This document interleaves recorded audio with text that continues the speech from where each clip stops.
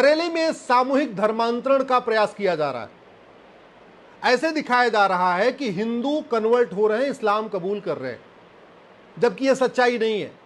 सच्चाई यह है कि भारत में बहुत बड़ी संख्या में बांग्लादेशी रोहिंग्या घुसपैठियों ने हिंदू नाम से ही सारे डॉक्यूमेंट बनवा लिए हैं। एक्चुअली वो मुस्लिम हैं, वो बांग्लादेशी रोहिंग्या, लेकिन उन्होंने 2-3 हज़ार रुपए के हिंदू दे के हिंदू नाम से आधार बनवा लिया, 2-3 हज़ार रुपए दिया, हिंदू नाम से राशन कार्ड बनवा लिया, 2-3 हज़ार रुपए दिया, हिंदू नाम से बर्थ सर्टिफिकेट बनवा दिया, 2-3 हज़ार रुपए दिया, हिंदू नाम से ड्राइविंग लाइसेंस बनवा लिया, और फिर 2-3 हज़ार रुपए दे के वोटर आईडी में अपना नाम जुड़वा लिया हिंदू नाम से।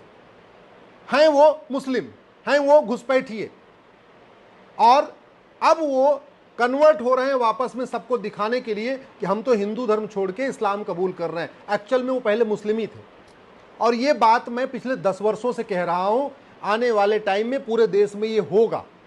आने वाले टाइम में पूरे देश में, बंगाल में, बिहार में, गुजरात में, तमिलनाडु में, हरियाणा में, हर जगह ये आपको सूचना मिलेगी कि लोग सामूहिक रूप से इस्लाम कबूल कर रहे हैं। एक्चुअल में वो घुसपैठिए हैं, वो मुस्लिम ही हैं, बस उन्होंने डॉक्यूमेंट बनवाने के लिए अपना हिंदू नाम उपयोग किया।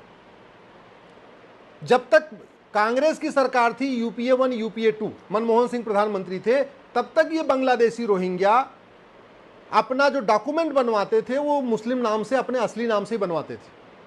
पहले भी वो घूस दे के आधार बनवा लेते थे, घूस दे के राशन कार्ड बनवाते थे, घूस दे के वोटर आईडी बनवाते थे, लेकिन कांग्रेस के समय में जब अपना वो कागज बनवा रहे थे तब उन्होंने मुस्लिम नाम से बनवाया, तो इसलिए उनको कन्वर्ट होने की जरूरत ही नहीं है। लेकिन 2014 में जब से बीजेपी की सरकार आई और बाद में कुछ और कई सारे राज्यों में बीजेपी की सरकार आई, जैसे यूपी में 2017 में बीजेपी की सरकार आई, बाकी और राज्यों में आई, तो जहां जहां बीजेपी की सरकार आई है वहां घुसपैठियों ने बड़े चालाकी के साथ मुस्लिम नाम से अपना कोई भी डॉक्यूमेंट नहीं बनवाया, उन्होंने खुश करने के लिए हिंदू नाम से अपना डॉक्यूमेंट बनवा लिया।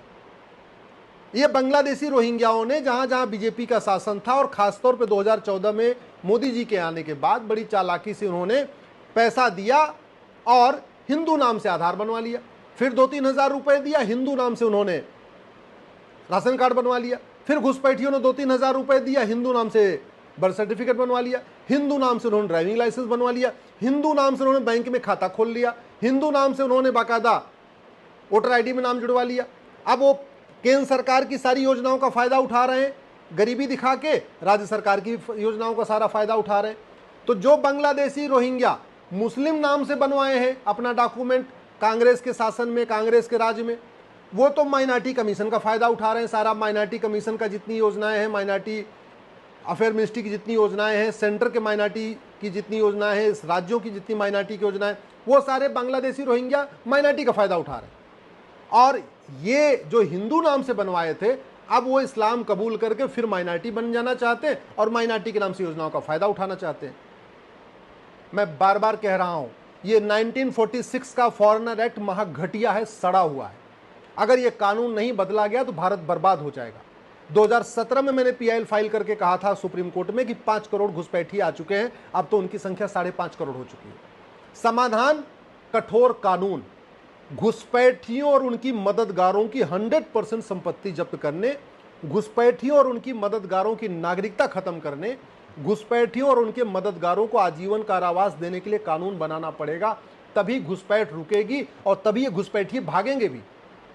जब तक घुसपैठियों के मददगारों के खिलाफ कठोर कानून नहीं बनेगा, जब तक हम फर्जी राशन कार्ड बनाने, फर्जी आधार बनाने, फर्जी ड्राइविंग लाइसेंस बनाने, फर्जी वोटर आईडी बनाने, फर्जी बैंक में खाता खुलवाने, फर्जी बर्थ सर्टिफिकेट बनवाने को गंभीर अपराध घोषित नहीं करेंगे, तब तक ये घुसपैठिए 2-2 हज़ार 3-3 हज़ार रुपए देके सारा डॉक्यूमेंट बनवाते रहेंगे। और हमारे वाले तो गद्दार ही हैं, उनको 2-3 हज़ार रुपए मिल जाता है, आंख बंद करके वो सारे डॉक्यूमेंट बना दे रहे हैं।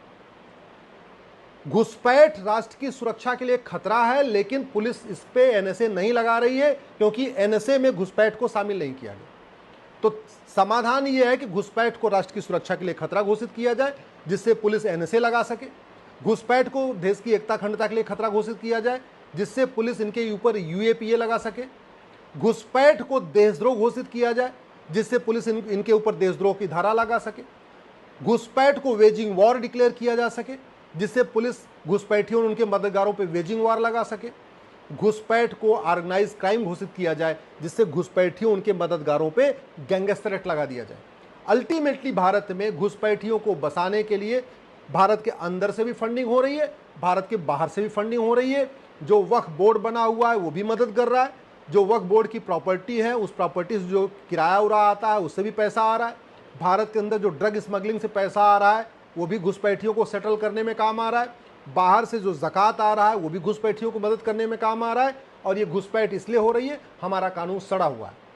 कभी आपने सुना नहीं होगा कि चीन में अवैध घुसपैठ होती है, कभी आपने सुना नहीं होगा सिंगापुर में अवैध घुसपैठ होती है। ये सारी घुसपैठ भारत में होती है क्योंकि कानून सड़ा हुआ है, न्यायिक व्यवस्था सड़ चुकी है। आज तक किसी घुसपैठिए की ना 100% संपत्ति जब्त हुई, ना आज तक किसी घुसपैठिए और उसके मददगारों को आजीवन कारावास हुआ, ना आज तक किसी घुसपैठिए और उसके मददगार की नागरिकता खत्म हुई। तो खौफ कहाँ से पैदा होगा?